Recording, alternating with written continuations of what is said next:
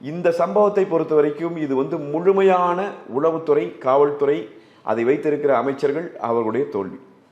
இதை மறைக்கவே முடியாது. நீங்க ஒண்ணு வேண்டாம், 5 லட்சம் பேர் 10 லட்சம் பேர் கூடுவாங்க கள்ளழகர் ஆற்றில் இறங்கும் போது. கண்டிப்பா இல்லைங்களா? மிக பிரம்மாண்டமான கூட்டங்களை எல்லாம் நம்முடைய காவல்துறை அதுக்கெல்லாம் ட்ரெயின்டு.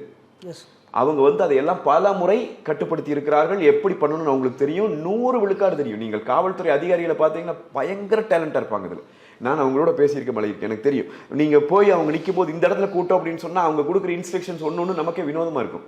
என்ன சார் ஆமாங்க, நடக்கக்கூடாது, நடந்துச்சுன்னா இப்படி இருக்கும், இப்படி இது மாதிரி பண்ணக்கூடிய இடங்கள் உண்டு. அப்ப நம்ம காவல்துறை அதிகாரிகள் அவ்வளவு ட்ரெயின்டா இருக்கும்போது, இதே அரசாங்கம் வந்த பிறகு நீங்க இங்க விமான அந்த சாகச காட்சிகள் நடந்த போது இங்கே மக்கள் சாகிறார்கள். 5-6 பேர். நான் கேட்கிறேன், இதற்கும் விஜய் தாமதமாக வந்ததுதான் காரணமா?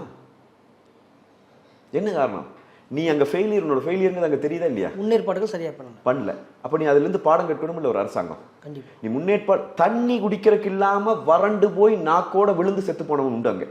நிச்சயம். குடிநீர் ஏற்பாடு செய்யவில்லை, மக்கள் போவதற்கான போக்குவரத்து ஏற்பாடு செய்யவில்லை.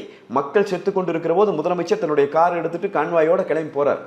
ஒரு ராஜ வீதி உலா ஒன்று நடந்து கொண்டிருக்கிறது. இவங்களுடைய அமைச்சர்கள் இவர்கள் போவதற்கு வழி கிடைத்து விட்டது. மக்கள் வெளியேறுவதற்கு வழி கிடைக்கவில்லை. குடிக்க தண்ணீர் இல்லை, கொடும் வெயில், அதுல விழுந்து செத்தே போனார்கள்.